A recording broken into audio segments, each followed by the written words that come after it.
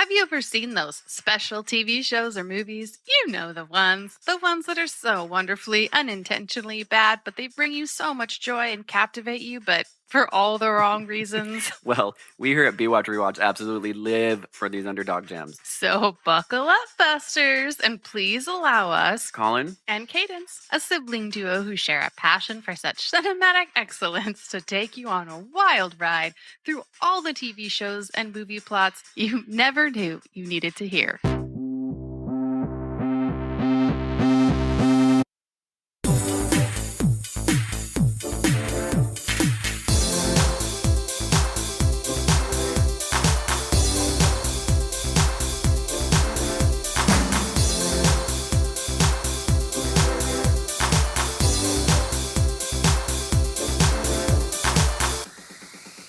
Hi, everybody. It's Colin. Hi, it's Cadence. Okay, we say this every single movie we do.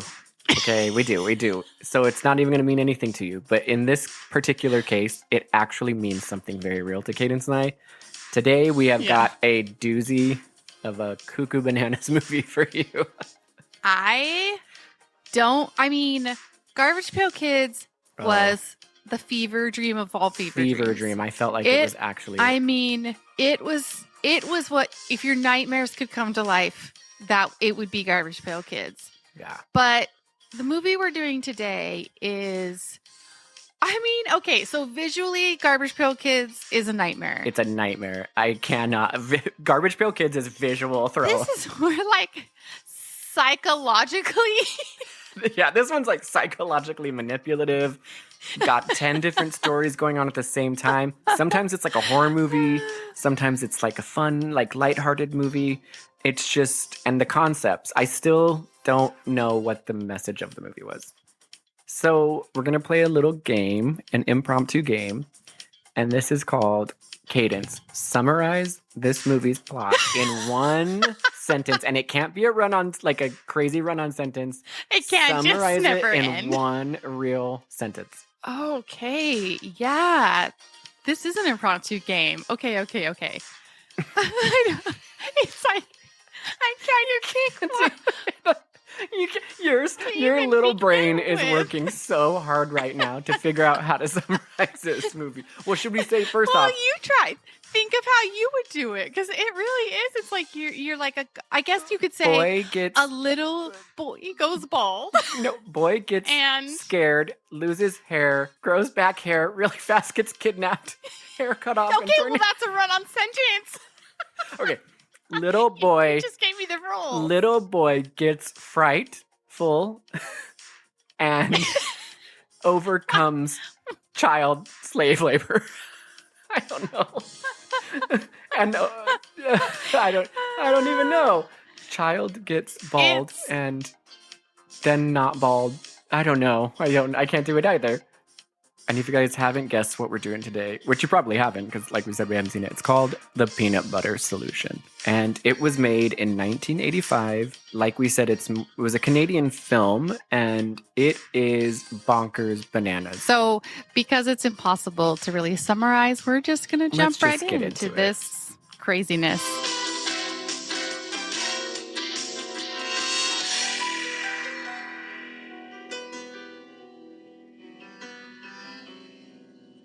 Okay, so we have our main character who we've mentioned. His name is Michael. He has a sister named Susan. The Suze. The booze Suze. And they call her Suze. And you guys, so that's I how literally we will refer to her. Thought, if you've heard our podcast before, you know that there's this long-running joke that I think that every person from every movie is a little girl from Waterworld. I literally texted Cadence and been like, oh my God, I can actually say it's the little girl from Waterworld. Because I thought it was. No, it wasn't. They just look remarkably similar. I thought he was making a joke. I thought he was making a joke because she does look a lot like Tina Majorino. And so I was just like, haha, that's funny. I didn't realize that he actually thought it was her. Of course I did. I literally was like, it's the little girl from Waterworld, for real. I know you were full capital letters, like exclamation points. You were so excited about that. I just wanted to always be that little girl from Waterworld. What's her name? It wasn't her. Joni Manorino? Tina Majorino. Tina Majorino. Love you, girl. Yeah, she was in, remember she did that whole, she's in The War. and I only ever saw her in Waterworld Napoleon and Dynamite. I saw her in Waterworld, thought every little girl after that in every movie was her, and then I saw her in was Napoleon her. Dynamite, and that was the only thing I've seen her in. It's a Canadian movie, so it's funny because when the dad says Suze, he's always like, Suze. "Oh, Oh, Suze." Suze, I'm sorry. I'm sorry, Suze. It just made me I laugh. love a good Canadian accent. And the dad is he's a character, but he doesn't have a name. They never say his name out loud, so it'll just be Dad. So we open the movie with, I guess it's like a mental narration in Michael's head. The issue with this movie is that it goes back and forth quite a bit. You think that the narrative device is going to be Michael telling you the story from his own mind as a voiceover. Like a Wonder Years thing. Like you think it's Wonder Years status. Like, okay, I'm getting a little insight into Michael's little pea brain. What's going on in there? And then they just, I don't know, maybe a third of the way through, like just completely neglect that storytelling device.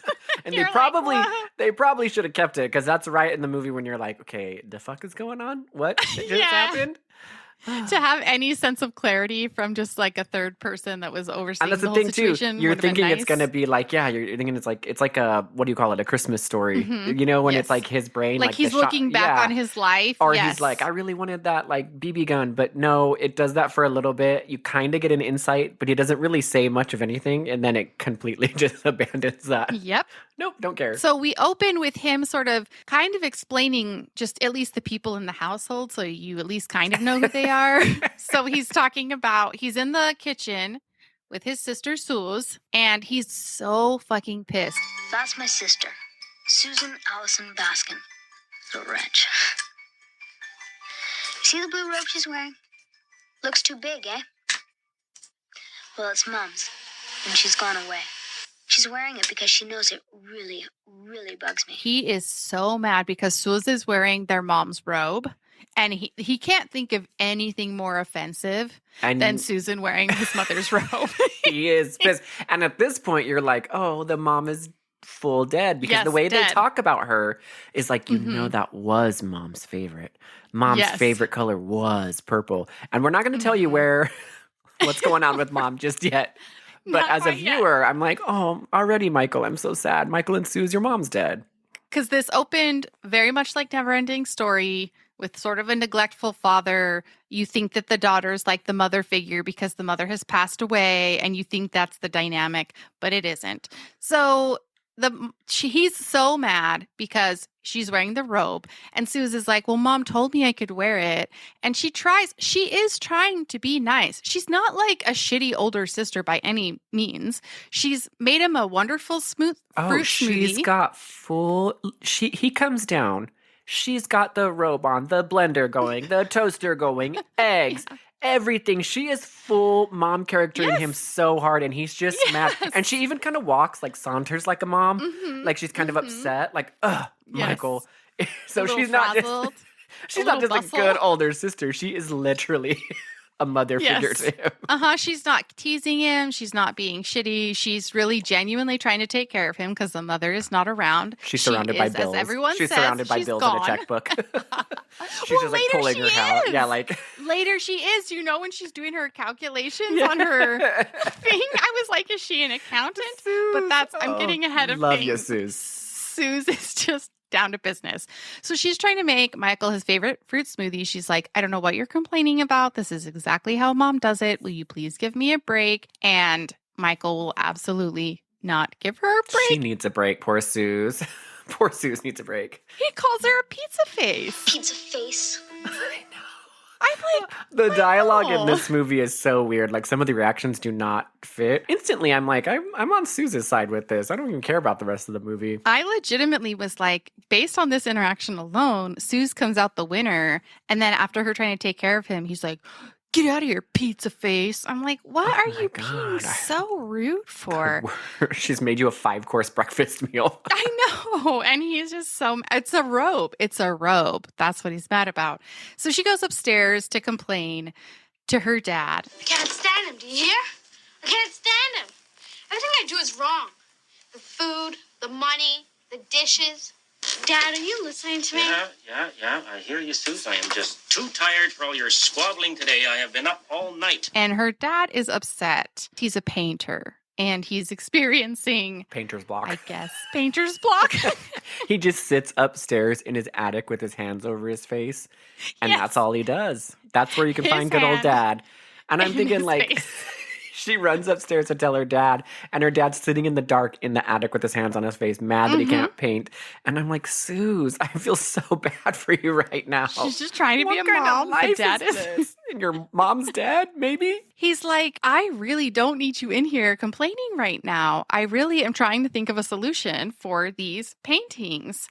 And then These paint blocks that I'm having. the dad says, I appreciate your... No, just kidding. He doesn't. I was going to say, he says, I appreciate your efforts, but he doesn't. He's like, I really don't need you in Get here out of here, complaining. pizza face. You'll never be your mom, you dead mom, bitch. Go take care of Michael. Not my problem. You need to go be a mother sister. I'm trying really hard to paint this painting. So we go back downstairs, and this is where we meet another character. Con. Give I me love- Con.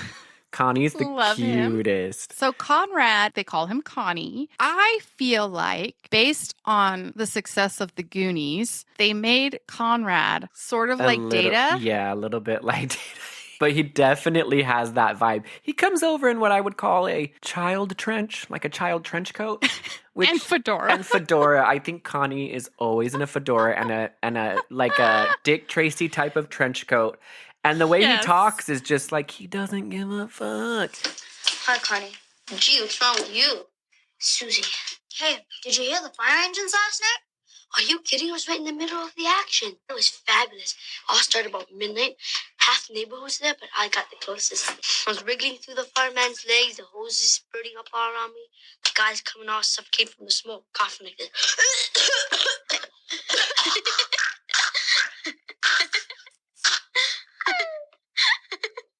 Boy, those flames. You should have seen them. Where was it? Some old spooky house near school. You know, the one that Wino's been sleeping in all winter? He's like, hey, I got something to tell you. Now that house, the one that burned down the road, 2 people died in it. They burned.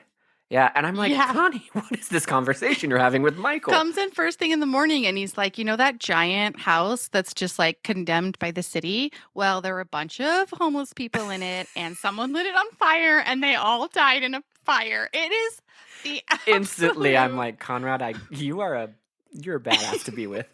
You know, And he's like, these kids don't have soccer practice after school. They're getting into some shit. he's like, I stood there and watched the firefighters put out this entire fire. And I will tell you this, there were no survivors. He does. He lays it on Connie. thick. And Michael's sitting there like, okay, I just had my sister mom make me a smoothie. I'm just trying to enjoy my morning. Why are you here? How'd you get here? I But- was not ready for that. But the way he delivers his lines are like so like blasé, like just like Yes, there was like everyone he's was seen dead.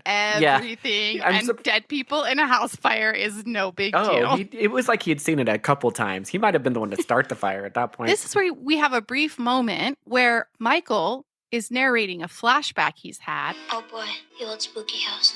That's sad. I saw one of them yesterday. One of the winos who camps there. He was outside the bank. He was begging, but nobody was giving him anything. It's funny how little things you do change your whole life. So I gave him some money. All that I had. Outside of the bank, downtown, there's a bunch of winos. Is that a terrible judgment? Yes. Should they you don't call call them homeless people with are almost instantly yes, winos. or people dealing with alcoholism or substance abuse issues? None Nope, of these people they're have just any alcohol near them, by the way. They're literally just homeless. It does feel like he's stereotyping them, like he's assuming they're winos. So he tells this story about how he saw these winos and no one was stopping to give them anything. And so he went over to give them his last couple of dollars. Got a heart of And gold there, turns Michael. out those are the 2 winos who died in the house fire. I know I was gonna say, how are you gonna set that one up? In his flashback, he gives his lunch money to the 2 winos in front of the bank, and then those are actually the 2 that Connor talked about watching burn. He watched those 2 literally burn in the fire down in the house. Yep. Oh boy, So off to a there wild isn't ride. necessarily a connecting thread between those things other than Michael's like, oh yeah, I know those winos. I gave them a couple of dollars last week. Like that's kind of They're all the there 2 is. town drunks. Everybody knows, and no one's sad that the 2 town drunks died in this fire, and no one asked any Oh, questions. they're probably relieved. They're probably Yeah. like, that house has been condemned for a long time. The more winos we burn up, the better. Like this house, The city needs- tried we to need to get round rid them of all it. around. Winos and Burnham. It's so bleak. Instantly you're like, okay, Michael's Yeah. got a connection to the house. The two people that he randomly gave money to in front of the bank were set on fire inside of it, and his friend Connie watched We're the it burn. victims of this Okay, fire. we're setting a pretty clear stage. I get it. Okay. So after Connie relays that terrible story, he's like, all right, it's time to go to soccer practice. Like nothing, we don't need to process that information. Let's load up. Could you imagine if one of your friends was like, the house next to you? There was 10 homeless people in there and they all burned, and I watched their eyes as they all burned in the window and their souls are haunting that place. And you're like, okay, let's go to tennis. Like, no, that is so traumatizing. Okay, let's head out the door. Okay, yeah. Don't fight. Gum out, please. Pick it up, don't drag it. Pick up the books. Jessica, stop running. See me after school. After school. We now go to the school. Michael and Connie have gone to school. Okay, can I talk about the school? Please do. Please do. So the school isn't just a typical run-of-the-mill school, we all know. But then we have art class. And art class is taught by a guy that they call Signor. But it's spelled Signor. So not like Signor. It's like French. Yeah, I guess the French version. But they all call him Signor. Now, Signor is very handsy with the students. He is wearing a full cloak and a three-piece suit, like kind of very like 18th century dandy. He's walking around. Michael's just trying to paint a picture of a dog, right? Just a dog. They right? are doing charcoal They're sketches doing that charcoal day. sketches. He's walking by. He's talking to all the students. He sees Michael doing a sketch. Don't forget that Signor's dog is the model for the class. His broken so leg the little dog- dog hanging there with his wiener out the whole time. He's posed his dog, and he's just like, Look at him. Look at the way he sits. Look at the muscles rippling under the skin. That's anatomy. Every great artist knows anatomy. look at the rippling muscles of the dog. Yeah, Signor's got a really intense He's accent. obsessed with his dog. So And you have a live model. You have a That's all I'm live throwing model out of a there. dog, which is already so classy. Canadian schools, of course. Of course, they had the money for that. So yes. everybody's, first off, all the students are drawing these beautiful pictures of dogs, right? Better than I could ever conceptualize drawing a dog. Yes. It's very And magic in the mirror Very when nice. they're all of those like 8-year-olds are doing wood carvings Yeah, and like the clay duck she work. made. The Yes. principal duck. Exactly. Then Signor walks over to Michael. Oh, and you better believe Signor's not having any of that shit. What are these silly squiggles? The flames, senor. Flames. I do not see any flames around Jim. I imagine them. You imagine. You dare to imagine in my class? I've told you 1,000 times, no imagination. Only what you see. I want accuracy. He is so mad at Michael. You want to know why? Because Michael put flames behind the dog. He's literally been thinking about what Con said this whole time. He's been haunted. He's been haunted by what Con said, and he just decided to add flames to the background of this dog.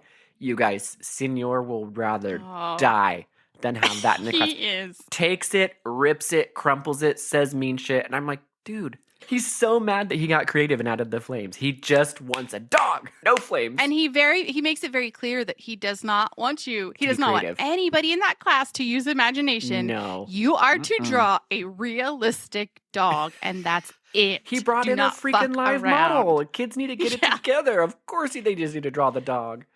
But I love how it's like, it just kind of is one of those things where you can really tell that whatever Con said to Michael, it's in his head now. It's just- really eaten away. Yeah, he's painting burning dogs, but no big deal. No big deal. There's a quick moment too where he tells a little girl, Look at him. Don't use imagination.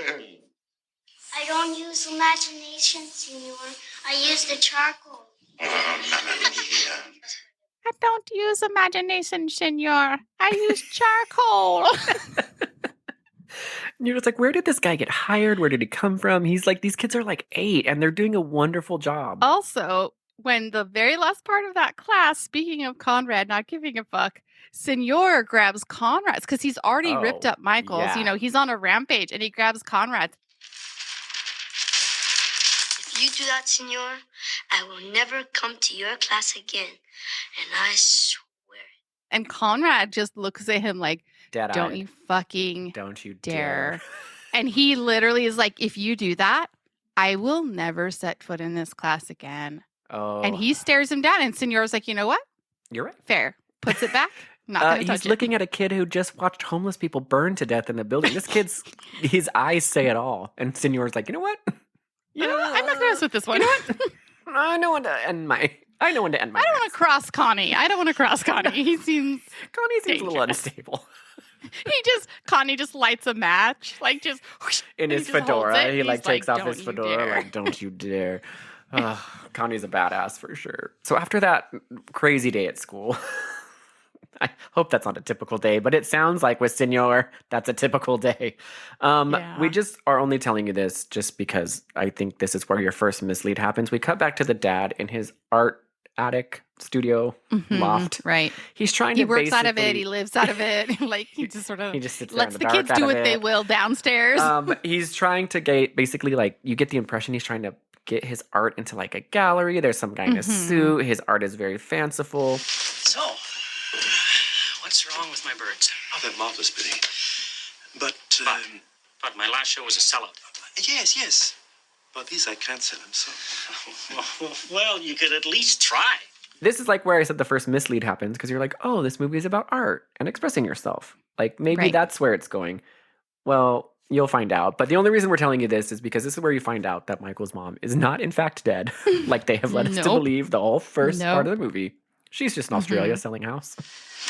Betty's gone to Australia. Her father died. Do you have any idea how much money that is costing me? Yes. Her father has passed on, and she has, I guess, been put in charge of his estate, and she has flown there to sell her dead dad's house. So, but I will say they do legit talk about her, like literally in past tense the whole time until this point. Oh, the amount of like vitriol Michael has for Suze for wearing the robe is I know. There's no other thing to conclude but the mom is dead. The mom is so when dead. you Why find are you out, getting so mad at Suze for wearing your alive mom's robe? That makes no sense. So it's a misdirect. He's very protective of his mom's robes, apparently. So after we meet the dad, we go back to Connie and Michael. They are walking home from a real long day at school. Just strolling home in that fedora, in that trench. Connie's like, hey, you know what? We should go try to find the dead bodies of the people who burned in that house. Do you want to go look at the burned carcass of that house? You are down to clown till you're dead in the ground, my friend. Of course. Yes. What's Connie got going on? You know what? What's going on in Connie's family? I want to know a little bit more about that. We find out later that his dad died in a plane crash, so I think it's anarchy over there. Connie no one knows. He comes in, he drops some hot shit, he leaves. I get it. So he takes Michael to this house, and it's burned out. There's not any yellow tape around it. There's nothing blocking it off. In Canada, they must not have any of that. The house burns down and you just leave it like that. Just leave it. So they want to go explore it, and Michael wants to go inside. Connie, surprisingly, is like, I don't know if you should go in there. It's probably not safe. We can look at it from the outside, but we shouldn't go in. But that's when Michael gets a little bit. He gets a little bit. He's like, Connie, you already told me about the people's eyes that you looked in as they were burning in this house. You taunted me with the dead bodies thing. I already did fire in my dog art. This is in my blood. I got to go in this house. Like you lit a fire that cannot be put out until I step into this house, and I need to experience it. Hey, Michael, stop! Come on, Mike, please. Don't be so stupid. Look, I'm sorry I suggested it, okay? It's suicide. Michael climbs up what I would only like a trash chute slide. Pile of rubble slide that's coming out the top floor window. Don't ask questions. He hustles up it. Maybe the people inside were trying to escape out that slide. Maybe that was an escape. Yeah. And then the firefighters were like, well, the house is burned down. Let's just leave it there. Let's just leave it. We don't want to get it. So Michael goes up, crawls up this slide, and we don't see what Michael sees, but holy hell, Michael sees something. He gets spooked. Oh boy, does he get spooked. He gets so spooked that he falls out of the window. Yep. Conveniently on that slide that you and it shows his little floppy body falling out the window, sliding down and hitting the ground. And it's the best. He just tumbles right out of the window. Connie's like, oh shit. This is my favorite thing. Okay, so immediately Michael rolls out of the window down the slide, cuts away from Connie and Michael. Then we cut back to the house where Suze is doing her accounting. Full accounting. She's still in that robe. I guess she doesn't go to school anymore. She's done. Full mom duty. Oh, man. Like a calculator, her bills, her paper, pencil. Pencil she in is her hitting hair. that keyboard like with all of her might. So all of a sudden, in the middle of her frantic bill paying. What is going on? Does the dad not send her to school? Is the mom in Australia mean that she's permanent? Like, do they make her do this? Because she is stressed out, you guys. Her face is so stressed out. She's looking at those bills on her old MS-DOS computer, stressed. How can we afford breakfast? How am I going to be able to afford to make smoothies anymore? I can't do this if Michael keeps eating like this. Suze is frantically doing her accounting, trying to pay the bills. So stressed. Just does not know how she's going to make ends meet this month. All of a sudden, she hears a knock on the window. Our very favorite friend, Connie, is back there. And let me tell you something. Suze does not have the time. He's not home yet. He's not home yet. She's like, why do you want me to open the door? He's like, please just open the door. She's like, I do not have time to open the door. I am paying the bills right now. So stressed out with bills right now. I cannot even handle this. He begs her to come to the front door. And so she goes out the front door. I told her he's not home yet, dingy. I know. He's over there. Michael, get out of there. He can't. He's unconscious. How can he be unconscious? He had a little accident.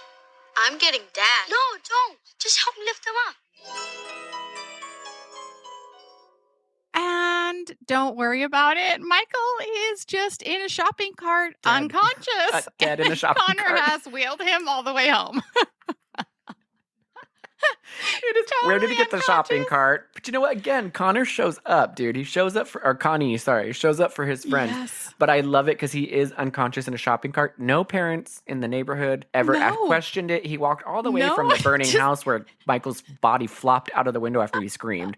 Nobody cares. I desperately want to know though, like, did he pick up Michael and like throw him over his shoulder and then just like flop him in a cart when he found one? Did he have to go get the cart and bring it back Connie to has his Michael's ways. unconscious body? Like, we don't know. He just left him there for a while. Michael is fully unconscious. It's not like he got hurt and No, he he's couldn't dead. walk home because he broke his ankle and so he pushed him home. He's body. unconscious. They did not take him to an ER. They did not take him to a doctor. Nope. So she runs upstairs to get her dad from his art studio. He runs down and he is like, It's okay, son. You're home now. I'm in the hospital. Doctor saw my house calls. Great. The kid could be dying for all they care. and he's like, okay, well then I guess we're just going to have to wait this out. Like, because the doctor won't come to their house, he's definitely not going to take any time and take him to a hospital. That's It's usually here what or happens. nowhere. If your kid, I mean, I don't have any kids, but if I did and they ever showed up unconscious in a shopping cart that their friend brought them over in, I'd just wait it out.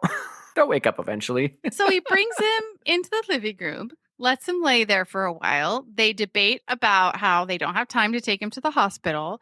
And then he wakes up and the dad doesn't care at all that his kid is unconscious and fell from a second-story window. He's just like, You've had yourself some sort of extraordinary fright. But just think, people pay good money for a fright at the movies, and you got yourself one for free. Right? We'll see you later, Conrad. Oh, Dad, read the room. Read the room. Your kid showed up unconscious in a shopping cart that his friend pulled him home in because he got so scared that his hair, also, we forgot to say this, his hair like shoots up like he's electrocuted. When he gets so scared, his hair like fully like electrocuted hair. So it like spikes up. But like he got so scared that he was unconscious and his hair fully electrocuted up. And you're just like, oh, you could have gone to a Halloween house for that. So he's Like, trying to no. frame this to Michael like, you're actually the lucky one because you got scared to death for free. And so It's really a blessing. Don't worry about it. That is It's like classic. fine. That is the most psychologically manipulative. He tries to ask Michael what he saw. And this is important to remember because Michael can't remember what he saw. But he saw something. All he knows He is that saw it something. scared the shit out of him. So much that he went unconscious and flopped out a window. Of course. Yes. But he doesn't have any memory of exactly what that was. His dad is also not at all concerned that his child has amnesia. That's not a worry for him either. He's just like, even better, you can't remember what traumatized you. He's got You to get lucked into out that art twice. studio. He tells Suze, he's like, listen, let's put him to bed. Never mind that he probably has a concussion. We should definitely put him right to sleep. It's always a good idea if someone has a concussion. So Connie leaves. And Suze is instructed to put Michael to sleep because she's little mommy. She comes out of his room, and this is slightly important to the storyline because she's like, How is he sleeping? Fine, but I found the cat curled up on his head like a fur hat. So I kicked it off. that darn cat is sleeping right on his head like a hat. And she's very, very frustrated by that galdern cat that is just right on top of his little noggin. So nobody takes him to the doctor. In the morning, he wakes up. Oh, he just I said thought you nope. were saying nope, like you were telling me nope. And I was like, what are you talking Nope. about? He does go to the doctor. I Nope. watched a different movie. Absolutely not. So in the morning, Conrad comes over to ask how Michael is. They're like, oh, he's totally fine. Put him to bed after a concussion. And when he comes downstairs, guess what's happened? It's like a She's All That moment in reverse. Backwards. But backwards. His Yeah. hair, Michael comes down the stairs sauntering, kiss me under the milky twilight. And he's got full bald head. You guys, all his hair fell out in his concussion sleep at night. So now you're thinking, oh boy, what the hell is going on with this movie? Suze is like, what is going on? And Dad's like, shut up, Suze. And it's just causing like absolute chaos in this house. Don't panic. Just sit down here and let me think this thing through. But Dad, Shut up, Suze. Because if you ever enter a situation where other people are seeing something about you that you're not seeing, like say you have an allergic And reaction, people are reacting everyone like is that. exactly. What the? Sue, shut the fuck up. He's fine. You're gonna be like Michael's like, whoa, what's going on? First, they think that the cat, he had an allergy to the cat sleeping on his head. And so it made his hair fall out. It's that damn cat. I'm going to wring its neck. no, Dad, no, not the It cat. was on his head all night, wasn't it? I mean, let go. The thing might have rabies. That's not how allergic reactions happen. That's not how allergic reactions Yes, work. they do. It's true. You're right. I'm allergic to nuts. All my hair falls out. It's like if I eat a nut, I am Bye. bald as a cue ball. Bye. That's how it happens. It's science. Connie mostly doesn't want to get blamed. He's just not wanting to be legally liable for any of No, this. he knows how this goes. I feel sort of bad about yesterday, even if it wasn't my fault. He's like, I didn't force him to go in that house. I Nope. just showed him where it was. I had nothing to do with this. I'm not legally liable for it. Michael is sobbing. I was gonna say he's a beautiful 10-year-old boy, but that doesn't. He was a very typical child with beautiful locks of hair, and now he doesn't have any. Aside from that, I love how this family has the most beautiful sleepwear. They all. Yes. Michael comes down. Not only is it bald as a cucumber, he's got a silk robe. He's got a silk. Cucumber? Bald as a cucumber? What else are you gonna say? Bald as a. Well, it's technically cue ball, but I like cucumber, Oh, cucumber. better. It's yeah, fine. cool as a It's fine. cucumber, bald as an 8-ball. Yes, I get it. yes, Okay. yes. Anyway, Michael is sobbing. He's so sad. Dad is like, it's gonna grow back. Don't Yeah. panic. But also at the same time being like, this is the most disgusting thing I've ever seen. Oh. Suze, close your eyes. Don't They make direct eye instantly are contact just with making him it. a monster. And I'm like, of course he's going to be sobbing. And this dad wins Father of the Year for sure. It sounds like this dad, like as soon as the mom leaves, this is the opposite of thriving. He's just fully, the family is falling apart right in front of He his can't. fingertips. He can't hold it together. So after all of that, him being wheeled home in a grocery cart did not make him go to the doctor. But when he doesn't have any hair, you know what? Maybe we should try going to the doctor. And this is where he goes and meets Dr. Stereotypical Jammin'. Great balls of fire. There's not a whisker left. I'm pretty sure the diagnosis he gives him is wait, don't tell me. I'm gonna remember. It's Okay. It's scary. Something fright. Give me a hint. I know what it is. It's It starts with an H. Tell me. Harem Scarum. Oh, I was thinking like I remembered like Helter Skelter kind of. I wanted to remember it. Harem Mhm. Scarum. He's got the Harem Yep. Scarum. And you're like, oh, this might actually be a kid's movie. He got Yes. diagnosed with Harem Scarum. It's misleading moment number 2 in a movie full of misleading moments because you think it's going one way at this point too. But the doctor gets like his magnifying glass and he's like looking at his little inspecting pores on his every follicle on his head. head. Yes. And then he does he reenacts the harem scarum and what it is. He's like, pretend I'm the hair, pretend the desk is your scalp. Now scare me. And then he jumps It off. falls out. It's really, this doctor knows how to give a diagnosis. I will say that. He had a fright, you say? That's right, he did. It's at fright, for sure. The proper medical term is harem scarum. When you get harem scarum, it just means that when you get really scared, the hair literally jumps off of your head. Meanwhile, Suze and the dad are in the back not having any of this shit. Suze has her hands in her pocket. She's like, what the fuck is this quack talking about? My son doesn't have any more hair. I did not bring my son to this doctor to be diagnosed with harem scarum. Harem Scarum? That is the last thing I'm going to pay for on my insurance bill. I have too many bills to pay. I will not give you a copay for this. We should make a whole movie about Susie because like her I whole would love and it. every scene she gets progressively more mom-like. Like she's got more mom sweater, more frazzled hair. It's really so wonderful. But yeah, they're not having any of it. But they're kind of like, okay, No. well, will it grow back? And he's like, harem scarum, dude. Don't know. Never know. I what don't harem know. scarum. You're gonna have to figure that You're out. gonna have Harem to scarum figure is that different for everyone. Harem scarum is different for everyone. Everyone has different symptoms when harem scarum starts. What a loony. So at the very tail end of this, we just want to flash back to the school because Connie gets pulled into the senor's office. Oh boy. And the senor is like, What's wrong with your friend, Michael? He's away from school, no? I don't know, sir. He's not very well, is he? I don't know, sir.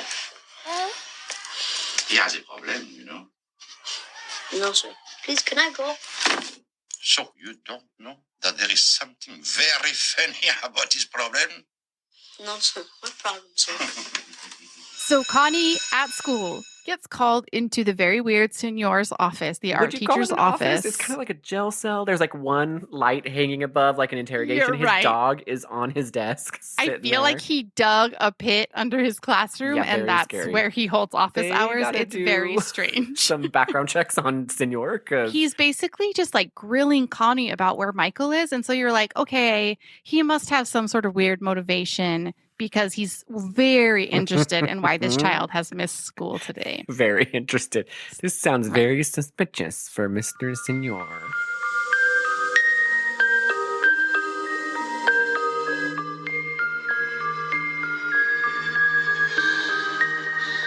Okay, so Connie just got grilled by Senor. And it's just so stupid. So later that day, we'll say, Senor gets called into the principal's office, and she is not having any of this. She sits down with him. Keep in mind, he's in a full cloak, a three-piece dandy suit. He's got his dog Yes. with him on her furniture. And she's like, Senor, I must have a serious talk with you. I've had a call from little William's mother. He's been having nightmares every night this week.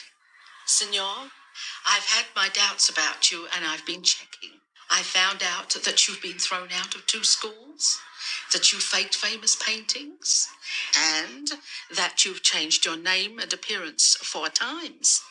And you claim to be Rembrandt's great-great-great-grandson. Senor, I've looked into you. A, you're giving all the kids nightmares, number 1, which is never something We've you want to had tell some their teacher. complaints. We've had some complaints. B, I've looked into your background. You keep changing your names and going to different schools and terrifying people. You guys, he gets so mad because apparently he's tried to convince the whole school that he works at that he's a descendant of Rembrandt. Yes, he's And the he- great-great-grandson of Rembrandt. He totally balls out the situation and makes it her problem. Like, I am a great am a great artist. I am a great-great-great-great-grandson. I studied in Rome, Paris, Milano, Florencia. Now, sausages here. Ignorant sausages. I think you mean savages. I don't care. I go hit your savages. He gets up, storms out of her office like, how dare you not think I'm the great-great-grandson of Rembrandt? And she's like, Fair enough. fair enough. She just literally tells him, you changed your name everywhere. You keep switching schools. You're terrifying the kids. We're getting complaints from the kids' parents. And then he gets up, storms out. He says he's waging a war on imagination. He tells her that, which also seems like a red flag. There Like are she too should many be red like, flags to well, you remember." are the art teacher, so maybe let's don't wage wars on imaginations. But the thing that the offense he cannot get over Is that she does not nobody believe believes. He's He's a Rembrandt. descendant of Rembrandt. Oh, and he does. He storms out, and the principal's like, "Oh, fair enough. I guess everyone has their." And I'm like, "Dude, no, fire Right? Doesn't him. fire him. That's where you doesn't fire put him on someone. probation. No. Nothing. Nothing. He's free to go back She and just terrify lets him kids." go. She just really needed to get that off her chest. She's like, just so you know, I know. And then at that point, as a viewer, you're finding out that information too. So you're just for like, sure.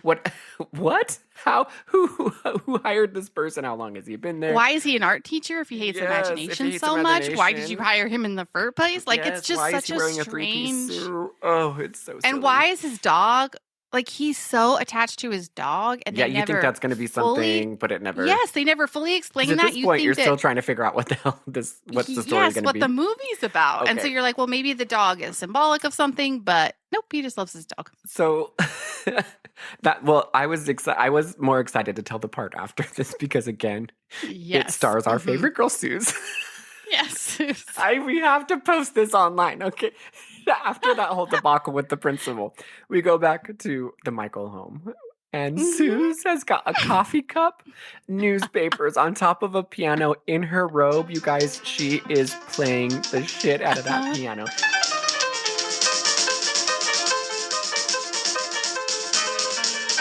She's getting all of her feelings out. And you She think is I'm working kidding. out her emotions. No, it's full working out her emotions, and she's playing beautifully. And Michael is also angrily playing his drums. Well, I was So gonna they are having a jam sesh But of not feelings together. at the Not same together. time. Suze is upstairs processing her emotions through piano. Michael's Oh. downstairs doing through drums. But I was dying at that scene because you really think we're making like a huge joke about this woman being the mom. No. Suze has had enough. She doesn't know how she's going to process this. You know what? Power of music. The power and the like just absolute like anger and She's frustration closing her and eyes. sadness that she's waving channeling. back and forth. Like she's closing her eyes, looking up in the air. She's not looking at her fingers. Like she's just letting the music speak to her emotions, and her emotions speak to the music. And that's why I vote Suze for president. I guess in Canada, that's just how they do things. When your kids are angry, they just start playing music angrily. It's like they process their emotions a little bit differently. The coffee cup with all the magazines and like the glasses on top of the piano just really Her symbolize reading that glasses. she's had too much. This has been a really stressful week for her. My kid just got diagnosed with harem scarum. What would Well- you do? How would you feel? And Suze is like, you know what? I've got a way to make Michael feel better, my son. They decide that they are going to superglue a wig onto Michael's head because that's I mean, how that works. They don't do it consensually at Nope. first. Full attack him. Ambush, glue. And pin boom. him down and force the wig on his head. And the dad is like, Hey, listen, it's for your own good we're doing this, you silly kid. Do you want to stay in the house for the rest of your life? Hold still for 1 minute and let her slip it on. Just for a second. If you don't like it, we'll take it right off again. Michael, this is for your own good. Like, so intense. So then they put it on and he's like, But it comes off. no, it's going to fall off. This is humiliating. And so then the sister's like, oh, but don't you worry. Don't you Suze worry. to the I worked this rescue, out when I 'cause was in my piano solo. I worked out this whole thing. I got Gorilla Glue and I got a wig. the amount of glue that Suze So pours into much that glue. wig Oh, is endless. this is going to work out about as great as you think it was. Immediately when Michael goes to soccer practice, it gets ripped off his head. But there's like a slow motion scene of the other boys ripping off the wig with the super glue, and it grossed me out so bad. Yeah, The Suze sweaty guarantees glue. him that it's going to last 30 days. No, But Suze. immediately at the soccer game, it gets Sue, ripped off. Do your and- finances a little bit better. Buy a little bit better glue, girl. I know, she bought the generic wig glue just She to save a knew. few bucks, and it did not pay off. So Michael's wig gets ripped off at soccer practice. He's again. Oh, and the whole angry mob, like the amount of anger They these kids have hate for him him. being bald is Hate him being very intense.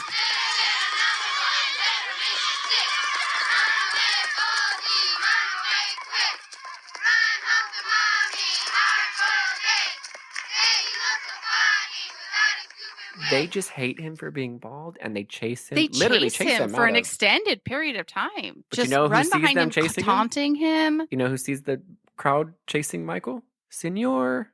I must have missed that see- little thing then, Yeah, it's a that little detail. Senor sees, and he's like, Oh, "Oh, so he knows there's something's going Michael. on with Michael. There's that little Okay. bald-headed bitch."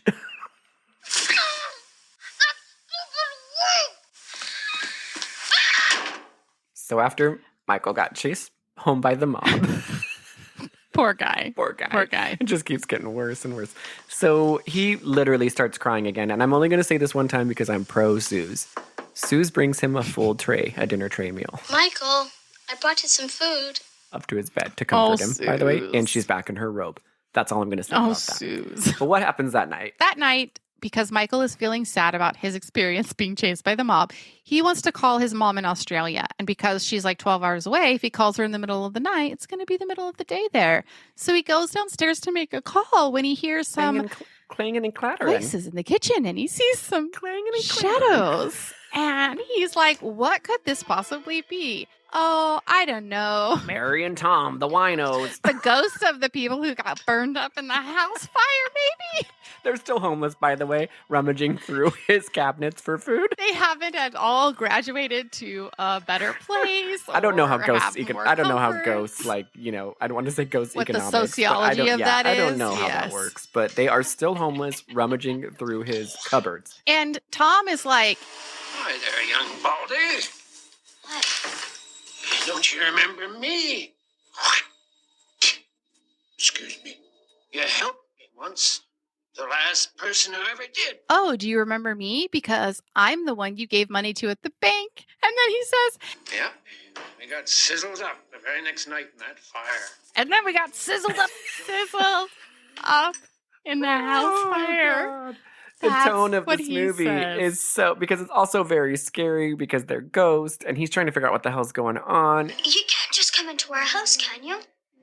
Oh, we can because we're ghosts. Oh, they're terrifying looking. Oh, like they're they scary are. looking. And we were The just, woman looks like the pigeon lady from. oh, but 10 Mary times scarier. And Poppins? she talks really scary. Yeah. We're going to put a little sound clip of how she sounds. But they're not Mhm. particularly nice. But because Michael gave them money, they Right. decide we're going to help you with your little bald They're like, situation. we'll haunt you. We'll haunt you. Rummage through your cabins, take everything. But we're going to tell you how to get rid of that nasty, sick-ass bald head of yours. Keep in mind that through this whole movie, every human person that Michael is interacting with is behaving as though being bald Is the is the sickest absolute thing you worst could- thing that could Oh, ever ever. happen to anybody. It is vile. It is offensive. So they say, he's like, I don't want you guys here. You're scaring me. And they're like, sorry, Sorry, we're that dead sizzle ghost. can't do anything about us. We're going to be here. Thank you. So they all sit down at the table and Tom shares that But the bottle got me. I'm the black sheep. he used to be young like Michael, but the bottle got him. Oh, God. He died Tom. of alcoholism in a fire. So bleak. Literally tells him don't worry about me. I didn't get sizzled up that. I didn't feel it. I was passed out drunk. With Mary here. And Mary's like, yeah, Oh, my I was there. All of a sudden, Mary starts listing off this very strange list. One really ripe banana. Come on, say it. One really ripe banana. One really ripe banana. Put it on my head. You have to say, put it on my head after each thing. You ain't very bright, are you? One really ripe banana. Put it on my head. Good. 5 dead flies. 5 dead flies. Put it on my head. Oh, no. Put them on my head. Don't you learn no grammar in school? 5 dead flies. Put them on my head. Good. Come on, Mary. 1 rotten egg. 1 rotten egg. Put it on my head. 3 licorice leaves. 3 licorice leaves. Put them on my head. Hurry it up, Mary. Yeah. She lists out all the ingredients and then she says, this is important. Now, last thing is a spoonful of peanut butter, and that's very important because it makes it all stick together. But don't use too much of it or watch out. What'll happen? Well, it ain't for me to say. You need to put a spoonful of peanut butter, but you But- cannot use Yeah, too too much. much. Don't use too much, and you can't get it anywhere else. Just put it on your head, and that Your sick, ugly, bald is head. it.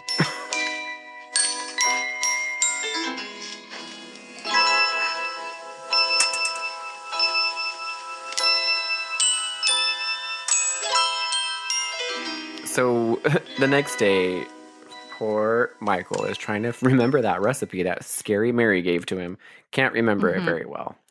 No. So that night, as he's sleeping and enjoying his peaceful young slumber, Tom and Mary show back up, hovering over him at Just night. hovering over his bed. The boy who forgot my recipe. Which, as a kid, is very comforting. I mean, I would love 2 winos just hanging over my bed. Two sizzled winos. and 2 sizzled winos. So Mary gets even crazier. Oh, she goes full crazy. That's life, sweetheart. You don't get no second chance. Don't be so hard on them, Mary. I've seen lots of people give you second chances. So what? Sometimes I'm nice, but sometimes I'm mean. I never know myself which it's gonna be. Looks like tonight. It's mean, ain't it?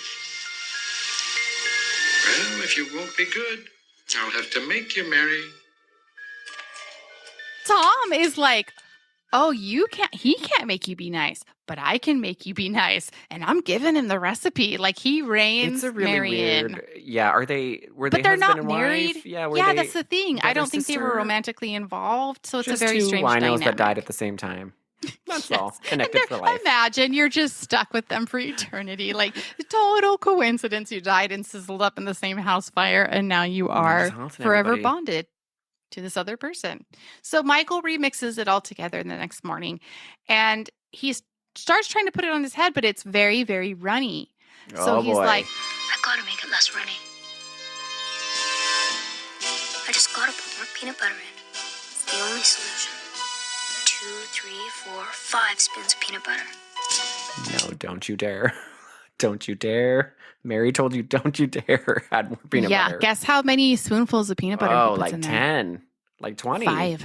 Oh, 5. oh. He's supposed to put 1, and he puts 5. He is being so irresponsible. And you know what? We know he put 5 because Susie noticed that there's 5 scoops out of that peanut butter. She's doing her daily inventory. Her inventory. And she knows that 5 spoonfuls are out of that peanut butter. This peanut butter is supposed to last us until the 13th. Also, again, I know I'm Team Susan. I'm really talking her up, but she really does notice that the peanut butter's missing, and she's in her robe again. So I'm just telling you, Yes. she knows everything. But he puts on too much, and all of a sudden, he's downstairs, and we notice a little bit of hair is growing out of his bald head. And of course, Suze is there and right away. Suze. Suze is there right away. Suze. She's like, "Get my magnifying glass, bro. Get my Jeez. boom, boom, boom." In her robe. What's that on your head? I don't have anything on my head. I just took a shower. Wait a minute. Look. You've got something on your head. Dad! You've got little baby bristles. You sure it's not gunk? No, it's hair. It's hair! Dad! Looking at his bald little head, and she's like, Inspecting his head. yes, and she's freaking out, like, "Dad, get the hell down here. He's got hair." By the time the dad gets downstairs, you guys, Michael's bald head went from bald to buzz cut. That's how quickly Yes. this potion. I that mean, Mary when gave we him is say it's working. growing back, it is growing And back. they are elated. The family's back together again, crying, hugging. Susie's bawling in her robe. It's just really a beautiful moment. Michael's got hair! All right, Mike. All right, this is it, buddy. The nightmare is over. I told you so. Nature's wonderful. And spring has sprung, and the leaves are budding, and the flowers are shooting, and your head got the message. So did your chin, Dad. His dad Loves is him again. just like, The dad loves him again. that life is good. I don't care about anything as long as your hair is back and you're not a monster. That's all I care about. I don't care that it's growing at a rapid rate. That's No just questions something asked. stuff that happens. I don't know anything about harem scarum. That's the doctor Right. told me harem scarum. I'm not asking any questions. As long as you're not bald, I don't care. But this is a very important moment because this is one of my personal favorites. Connie shows up as per usual in the morning because they usually go to school together. Full fedora. And he Lets himself sees- right in, throws down his bag. He's ready. Yes. And he, for some reason, he's obsessed with grapes. I don't know if you caught that. I'm just having some of these delicious grapes, if that's okay. I said I'm just having some of these delicious grapes, if that's okay with you. Oh, thanks. I think I'd rather stick to grapes, if you don't mind. But he always wants to come eat all their grapes, and the Interesting, dad's really okay. frustrated by it. And I mean, Didn't catch Suze is that. probably like, "Do you know what the cost of grapes is?" Did not catch that, but It's very strange. So anyway, he goes upstairs with Michael, and he's like, "What did you do? You have to tell me what." Well, I should say, he goes, "Tell me what you did, or this friendship is over." Okay, Mike, out with it. It's the end of a great friendship. There's not. It's not like Connie a runs nice, tight ship, inquisitive dude. conversation. Connie's got he's got his whole thing going on. He's just like, "Tell me how this happened, or we're not friends anymore." So he shows Connie the thing, and Connie's like, "I'm going to use it." And he's like, "Why? You already have hair." And Connie's like, Put some down there. Are you crazy? No, get out of here and let a guy do what he's got to do. Nope. On my balls. "I want to use it down And there." points to his crotch. He literally points, like does the arrow down. And you're thinking, okay, that's silly. No, you guys, Oh, Connie my puts it on God. his balls. And He makes Michael leave the room. He's like, "Could you please leave me alone? I wasn't joking. I'm actually going to do this." And so he kicks Michael out of the bathroom. you don't know anything about this solution he just made. Like, you have no questions. This is a very dangerous thing to be immediately putting on your junk, even if you want pubic hair. Right onto doesn't, your like, come balls. on. It is very dangerous, but he is very dead set on this, does his thing, comes out of the bathroom, and they go to school. Well, you guys, when we said his hair was growing quickly, I don't think you understand, because by the time he gets to school, he's got this Connie feathered. Oh no, I thought you were talking about Michael. I was Oh. like, Connie can't even walk up the stairs. His pubic hair's all for going anywhere. He's like sidestepping like up one step at a time because his pubic hair is coming out so much from the bottom of his legs and he can't walk. His is like a little bit later of a surprise, because you see Michael's hair, it's But yes, feathered, Michael's it's hair is lovely. Farrah Fawcett on the skateboard, the most beautiful It's hair. really funny because there's like girls they pass in the hallway, and they've already made fun of Michael for wearing a wig. And so they're like, "Oh, it's just probably not one of your stupid wigs." And Connie's like, Try it. "No, look at his Try to scalp." pull it. And they're like, "Oh, we can see his dandruff." And Connie's like, "See, I told you it was real." So now they're making fun of him that he has hair, but he has too much dandruff. So he cannot win. Beauty standards at this school are crazy. This is worse than the Clueless school, man. It's crazy. It And all the really kids, is. including in his class, are trying to pull his hair to see if it's real. He's got the most beautiful feathered hair. In class, it's live action growing bangs over his Yes. eyes. And when we say Yes. beautiful hair, I just can't even tell you the wig that they chose for this kid. Oh, It is it's just fabulous. magnificent. And even the teacher's like, Leave his hair alone, girls. But Mr. Jingles, it's moving. But it's alive, sir.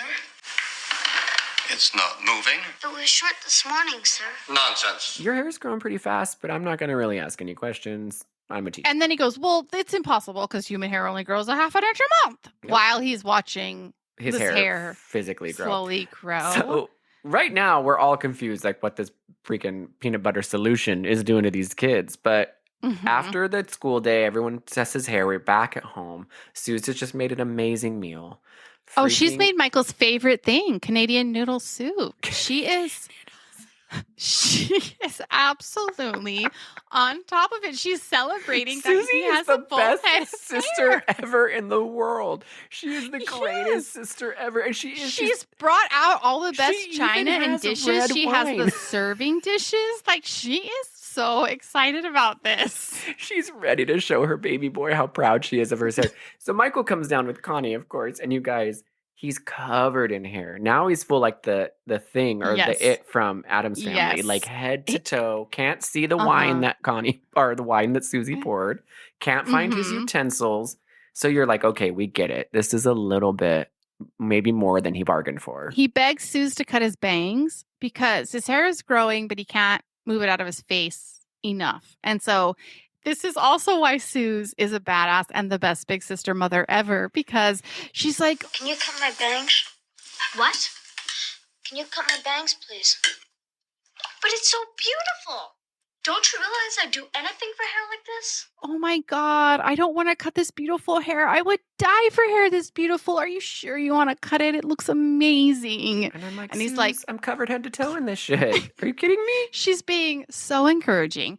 The dad is like, he equates the hair growing this fast with like masculinity. So he's just like, you're a badass. Look at you growing that hair like a champion. Like, you're killing it. And I'm like, okay, I feel like maybe don't be so excited about that. I mean, I can't blame him. If I was growing hair like that, I'd be like, yeah. I'm taking all my hair vitamins right now. It's kind of growing like that a little bit. There's one last weird moment at dinner where out of nowhere, Michael's dad stands up and goes, Conrad, I owe you an apology. I have not been nice to you. It's okay, Mr. Baxter. All right. and they shake hands, sit down to eat, and Conrad goes, I showed everyone at school his dandruff. And that is how that scene ends. They thought it was another wig, but then I showed him his dandruff. After they have this come to Jesus moment, Connie and the dad at dinner, and they shake on it. Mm-hmm. The next day, this is one of my favorite parts. The next day, Connie and Michael go to school, and Connie has been designated as Michael's official hair cutter. So he sits behind him in class and just snips his hair as they go. It's kind of cute, actually. And so far, none of the students are asking any questions. Nobody. I mean, no, not really. They were amazed the first day when it wouldn't stop growing. Now by the over second day with him cutting it, they're just like, this is old news. Like, oh, we don't want to see it. We that don't want to hear and it. that Michael. First he's bald. Now he's got insane amount of hair growing so fast that Connie has to cut it. Always some kind of trauma with those two. The teacher's really, really mad. It's not necessarily the pile of hair that's happening on the floor just in one big pile. It's more the sound of the scissors that's bothering him. It's just an overall distraction. I don't blame him. It's very distracting. And so he sends them to the office. Okay, you two, this is a classroom, not a barbershop. And Michael and Connie are sitting in the office getting yelled at. And then the principal's like, I'm sorry, boys. The snipping is too distracting. I've had 3 teachers tell me today they'll resign if you go back in their classes. So finish your class, and then you better go home. And you, Connie, I think you've got a problem too. Holy shit.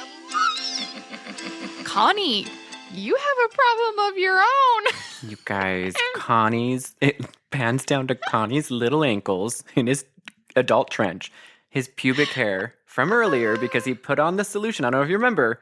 He asked Michael, give it to me, went and put it on in the bathroom. It's like the first thing he asked Michael to do. Like, no other questions, nothing. No. It was like immediately. And you like test it out on your chest, test it out on your arm. Nope, immediately puts it on his balls.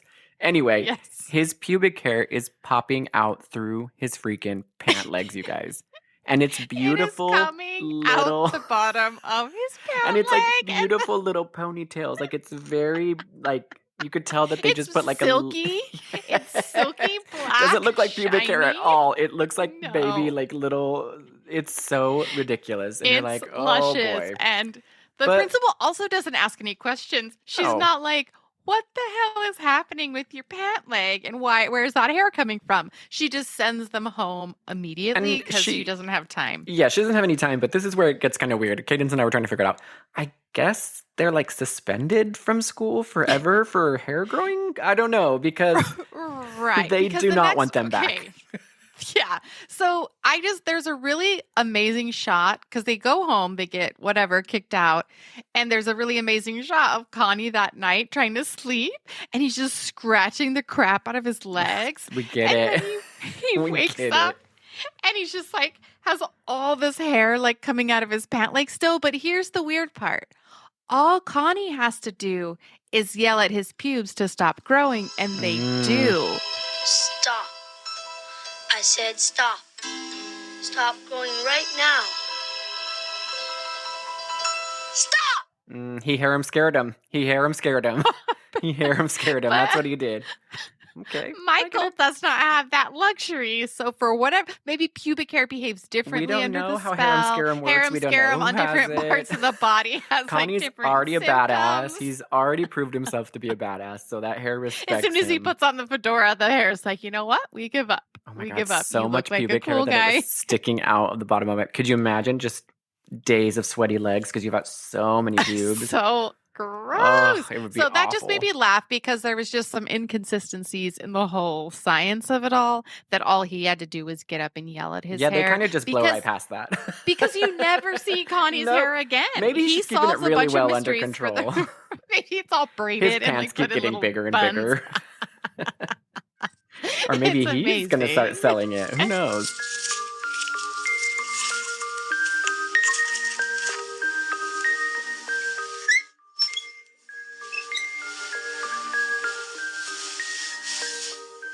Okay, so the next day, but the reason we're saying we guess that Michael got suspended from school is because when he goes to leave the house the next day, his dad is acting like he's going into a war zone. He's like, You can't go to school, Mike. They phoned. They don't want you there. Come back. No! Your hair's trailing on the ground! They don't want you there. Mike! I don't care! no, Michael, you can't go. They don't want And you Michael's there. Yeah. Everyone hates your hair. And which It's really is weird, kind too, of 'cause you're- disproportionate, right? you- For just long hair. I know. I'm Seems like, is strange. there, I don't think you can do that. You can't just like suspend a student because their hair is long. Maybe it's just literally, maybe it's bringing scissors to school.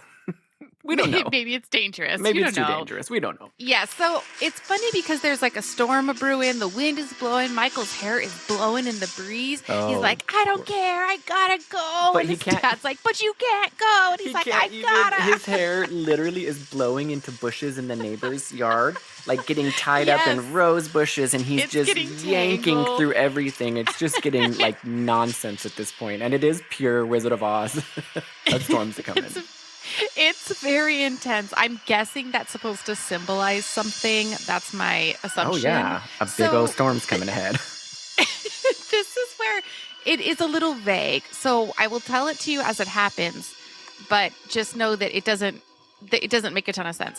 So he goes to the school and he hunkers down, like just kind of squats down in the middle of the storm, He's like by the determined entryway. to see how school can handle him not being there. Yeah, maybe Like I don't know that's it. what if you're a kid It's and like I want to see what happens. if your when I don't dad's show telling up. you that they don't want you back at the school and you're a kid, be like, fuck yeah, I won't go to school. I That's amazing. know. But he's Well, determined. he really needs to go. That was what I was trying to figure out. So that's the last thing you see is him hunkering down, crouched down on the ground by the entrance to the school. And then And it all gets of a hazy. sudden, Hazy Vaseline lens, and then the next scene is literally just like 10 kids go missing. yes, there's a newspaper with a headline, 10 kids go missing. And you're like, what the fuck just happened? How did we go from him crouching down outside of the school to 10 kids missing? Yeah, there's a big old Don't gap there. worry. Big old gap. Because you won't really understand it all right now, but the next scene gets us one step closer. So Suze and Connie are just having a chat Little on chatty the chat. couch because now Michael is missing, right? He's part of the 10 kids. And Suze is like, So, Connie, what are we gonna do? How should I know? I know everything, you know. Well, you should know. You started it, going to that old house. So dumb. That's a lie. He's climbing to the thing, not me. Anyways, why didn't your father do something? I was telling people what to do. Dad's no use. He blames himself. You know what he's done? He ripped up a half-dozen paintings and broken all of his paintbrushes. Really? Really? I think he's gone mad. But it's not his fault. 20 other kids were missing from school. 20? I thought only 10.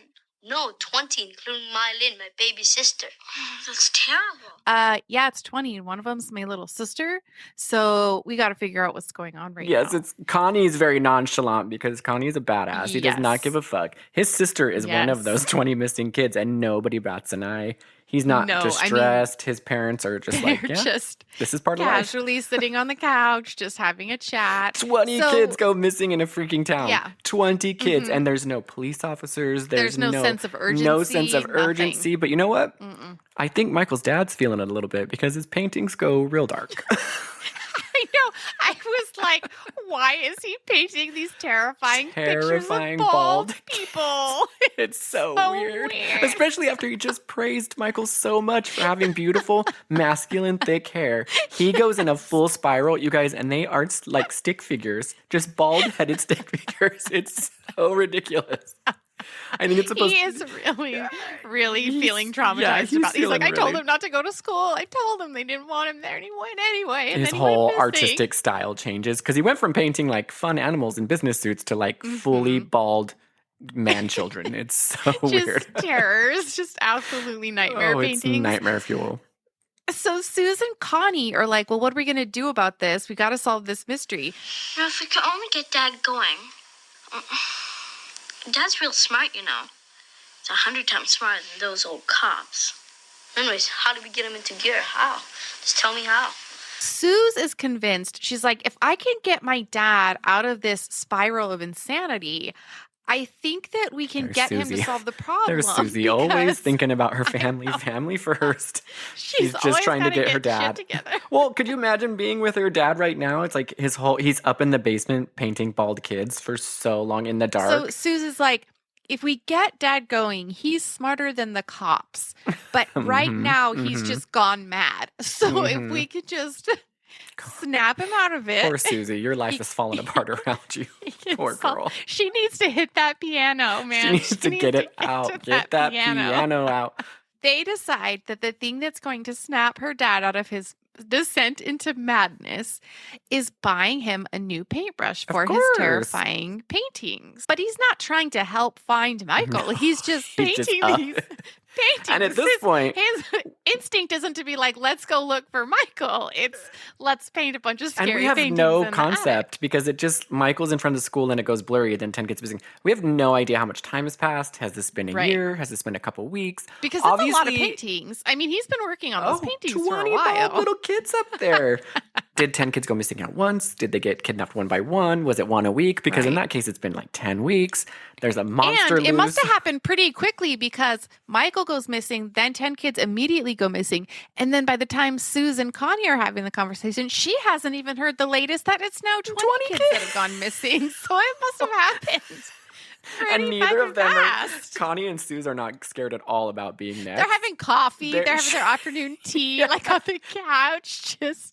And it's like if you add in that there's 20 kids missing, including Michael, and the fact that her dad has descended into madness, she is not frazzled in the slightest. Not at all, She's Connie. like, my I dad's mean, gone Suze insane. holds it 20 kids together. are missing. Like, what are we going to do about this? Let's She's solve the problem. solution based. She's solution based, and I love Suze for it. Susie deserves an Oscar for this. Suze really does because she was a hero. So she, like I said, her and Connie decide to go to an art store because the thing that's going to snap her dad out of this is getting him a new paintbrush. Yeah, when 20 So kids go find- missing around the town, Yes. the best thing to do is send your 2 children off alone downtown. Right. With or to even not know that they're gone. I don't even think he realizes they've left the house. He's even worse. So He's- in a painting trance, he does not even know. He doesn't even And Connie's know. parents, we don't know where the fuck they are. Yeah, I mean, later he says his dad died in a plane crash, so maybe he doesn't have any parents. Maybe that's all part of it.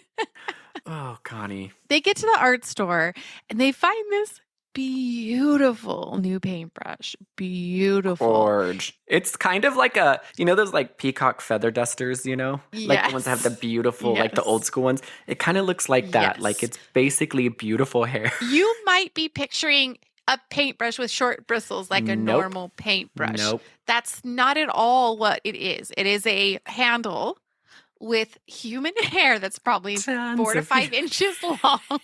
Tons of That's human curled. hair. Yes, it is. It curls up in a little end.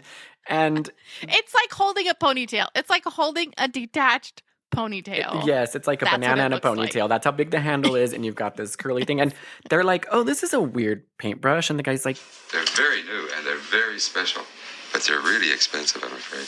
Connie, feel this hair. So? It's hair. Bristles, hairs, what's the difference? I know this hair. I've cut this hair. We're holding a bit of Michael in our hands. Excuse me, sir. Where do these come from? I don't know. Fellow in a big red truck delivers them. And I don't know his name. yeah, well, some dude started selling me these out of his van. And the kids are like, that's really strange. That is so weird. And he's like, yeah, but I 'Cause they're bought 'em. like, do you have a company name? And he's like, Company doesn't have a name. no, I don't. A guy in a red van comes by once a week and sells me these paintbrushes. And I I have don't no ask idea who any it is. questions. They're made out of human hair, but no, don't ask, don't tell. That's part of the art world. Who Don't in the ask, art world don't knows? tell. At the last second, he like starts ringing them up, and then that guy who owns the art store suddenly goes, Oh, wait, let me see.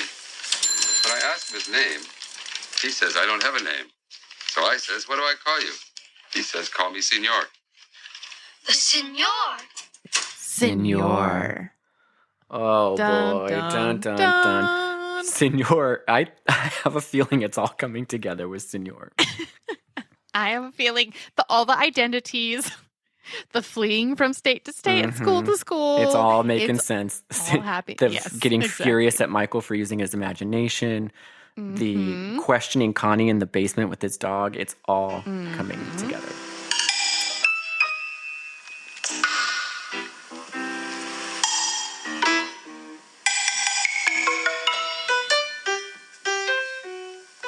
You bet your ass that Suze is on top of a plan. She's like, that name sounds familiar. This is all making sense. What day did you say he came? Huh? What day does he sell you these paintbrushes? The guy's like, on Saturday. So what do you think, Connie? Saturdays. And what do you think Suze are going to do?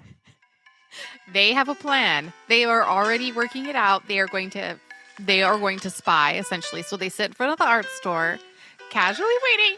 My favorite thing is on Saturday when Senor pulls up in his red paintbrush It's van. scary. He's wearing a whole coat No, I was made gonna out of hair.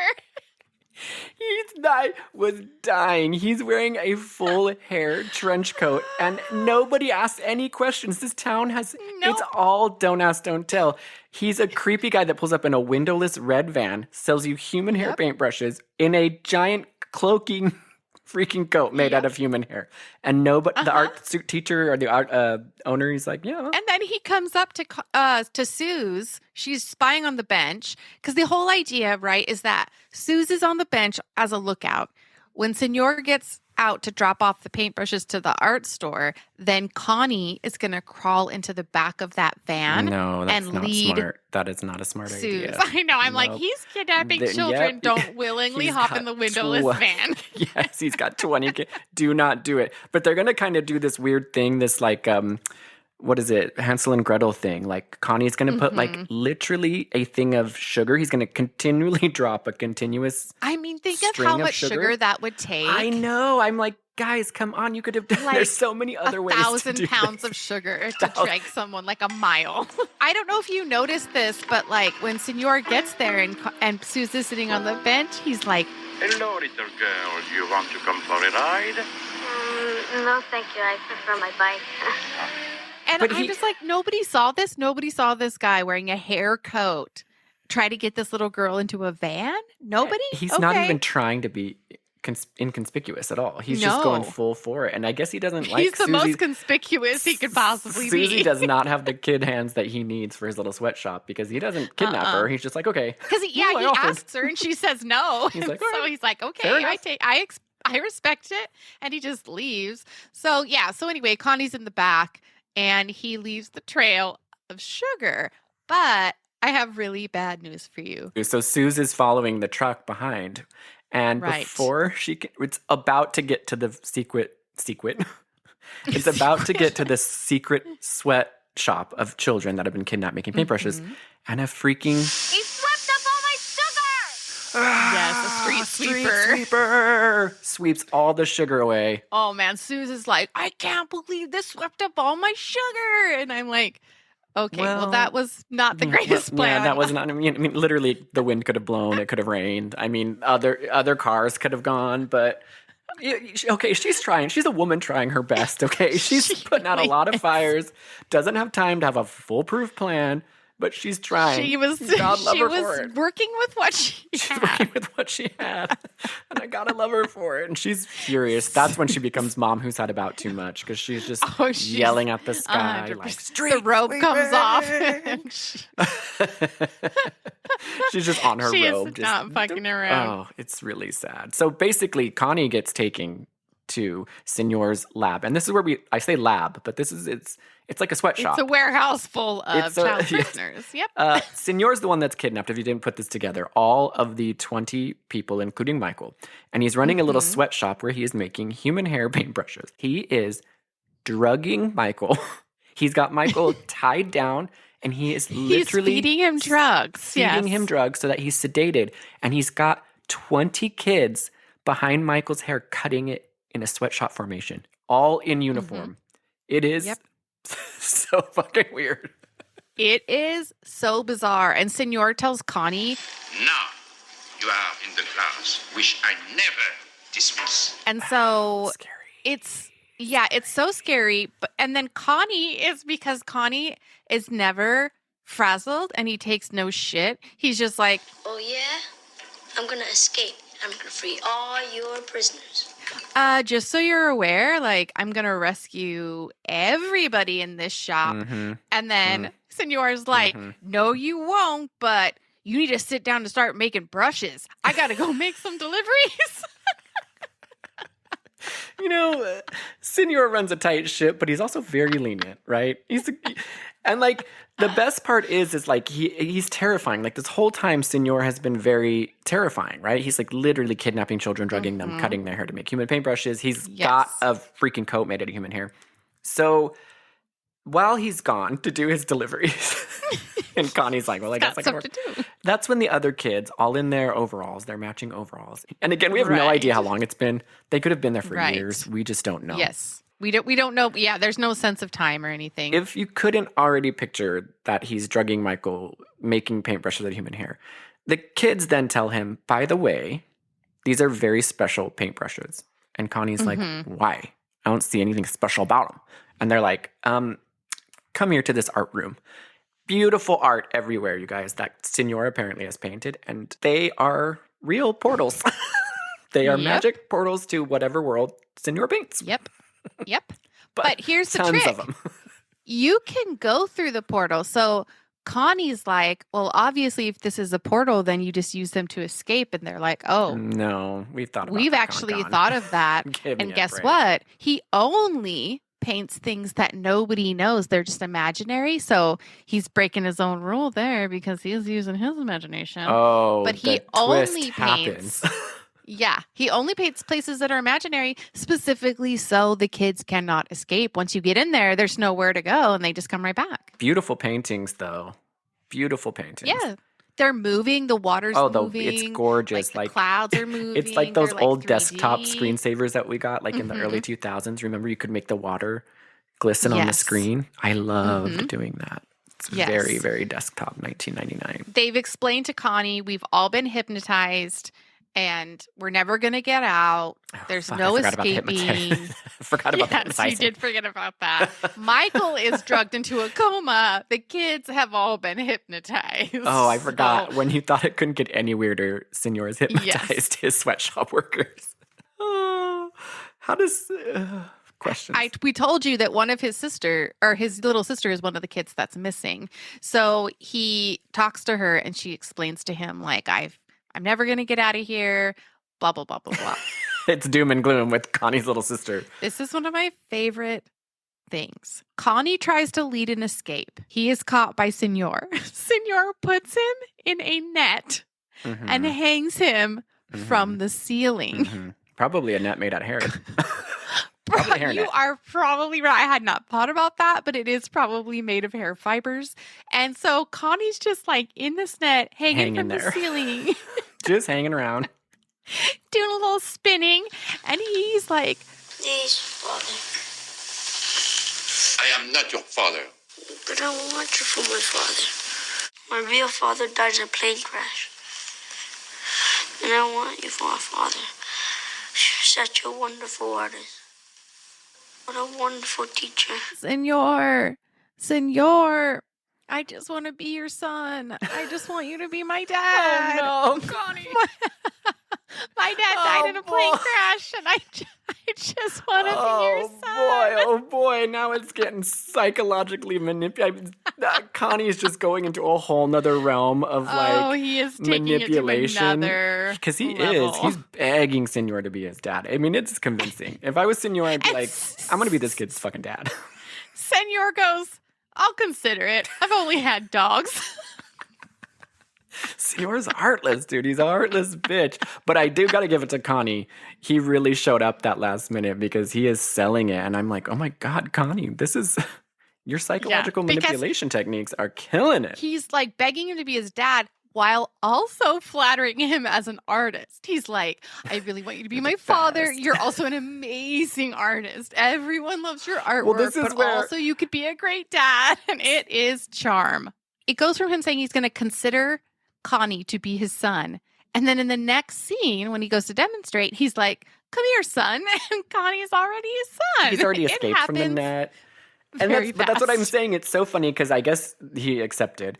And then Senor goes to show like the culmination of how this works, you guys. He does a full Bob Ross giant. Yes. He just moves the paintbrush around the screen and it starts painting this thing.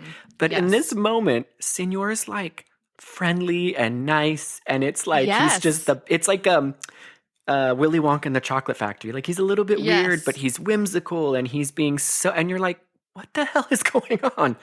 He just decided he's been evil this whole time, but now he's just I can't decide if it's like because his heart is softened because he's a father now. He's a father now. He's like, I'll take care of all these kids. He is, because he's literally like, come on, kids, let me show you the art of this. Well, let's back up. Connie's like, okay, he's already gotten out of the net, so we know he's capable of doing anything. He did make the threat that he's going to save these kids. So now he's got a plan. If Senor can paint anything with these magic paintings, why don't you paint the house that burned down? He goes, I want you to paint Michael's fright. And he goes, I could do that in about 2 seconds flat. Paints the house. And then Connie's like, actually, that's just the house that the fright happened in. But it's not actually the fright. So then Senor's like, oh, then I'm going to go in the house and try to find the fright. The best part is because Senor's just had a total change of heart, right? So actually Connie's going to go in and he's like, no, it's too dangerous. I'm going to go. And I'm like, Senor, now you have 20 slave kids. You could sacrifice any one of these. But all of a sudden, you're a father now. I get it. Fatherhood changes. His heart is just softened. He's just the best dad in the world. So he's going to go in, and soon enough, immediately he comes flying out. Oh, he got the fright all right. He has harem scare him. He got harem scare him. Literally, he walks in the window, immediately tumbles back, bald as a cucumber.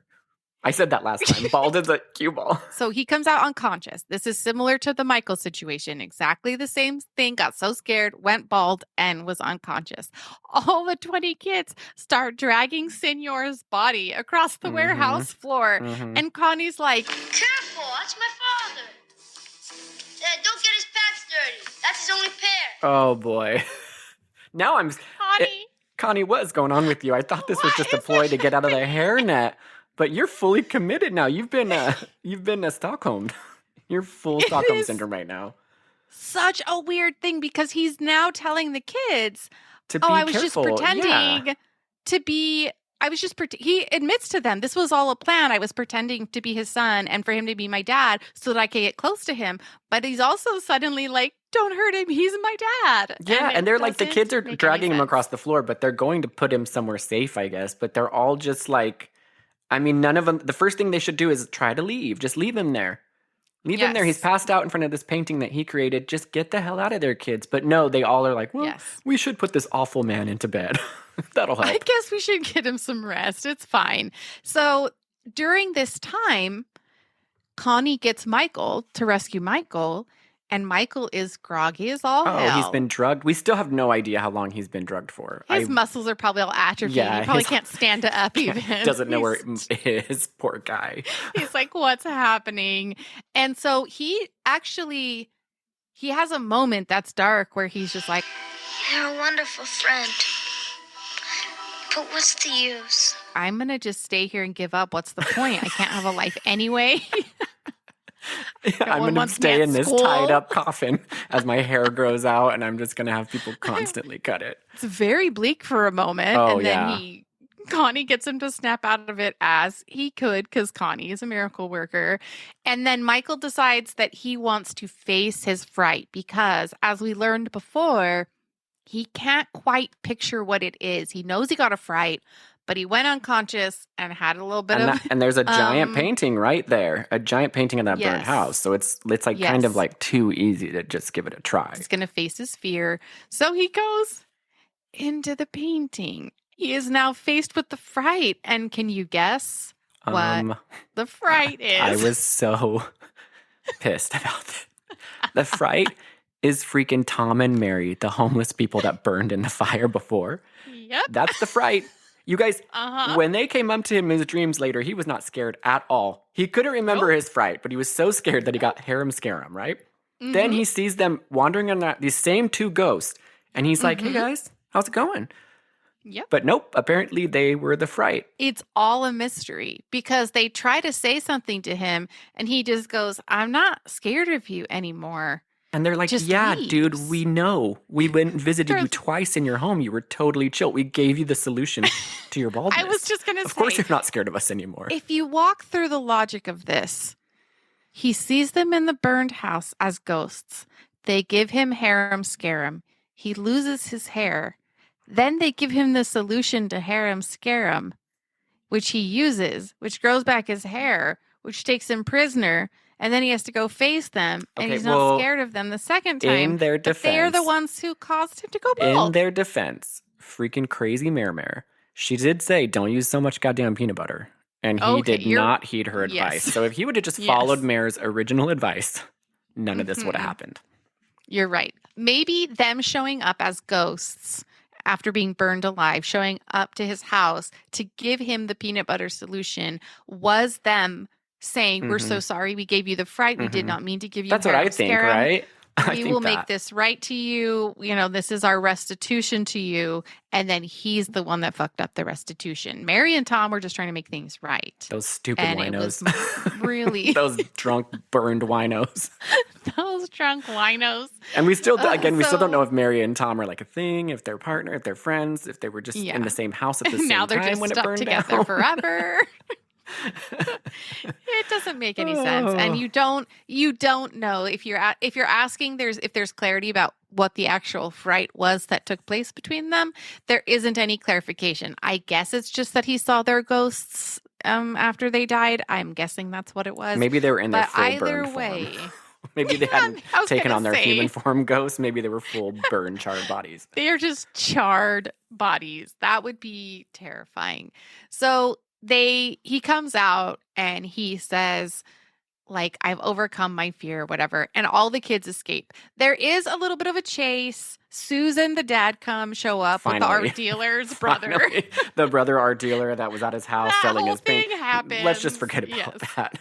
Yeah. Suze is still in her robe. Is, she's still in her robe with her cup of coffee. All the kids are running around and she's so frazzled with her robe on. She's like, children. So they escape and they arrest Senor. Finally, someone does something about Senor. I'm surprised that even happened. I'm surprised they didn't just leave him there. And when they take Suze and her dad take Michael back home. And Michael shares with them the important lesson he learned, which is the biggest part of your fright is your imagination. I thought we were gonna say it at the same time. Oh, I thought you were gonna finish it. Oh, the Michael's biggest part. Hold on. One. Let's see. 1, 2, 3. The biggest part. Of your fright is your imagination. Your imagination. Oh, in your imagination. That's what I thought it was just your imagination. Either way, it's the The same thing. biggest scary thing of all is your imagination. That's why Senor said never, ever, So it's under actually any Senor. circumstances, don't use I it. know. That's what I was thinking. I was like, okay, so Senor did have a... No, okay. It definitely is the biggest part of your fright is in your imagination, not your imagination. The whole Not movie your is just about imagination. hating imagination and never to think creatively. Never use it. Never use your imagination. So right as they pull up to their house, also, guess who shows up at the very end? Oh, mom's finally sold her fucking dad's house. Now she's back. Yep, after everything's been solved for the most part, now she's back. She's chill. She shows up. She's like, "Hey guys, what's up? Have you guys had a great time since I've been gone? What's the story?" They're like, "Oh, mom, let us start from the beginning." Connie was given ultimatums left and right. If you do this, I will never come back to your class. If you don't tell me, I'll never talk to you again. That's so true. He's also like straight up saying what he's going to do. He's like, I will save all of these kids. And he does it in a really psychologically manipulative way. He goes real dark in order to save everybody, but he saved them. If his immediate plan to save all those kids was to go full psychological manipulation on Senor's dad vibes, yeah, you know Connie's been through some shit.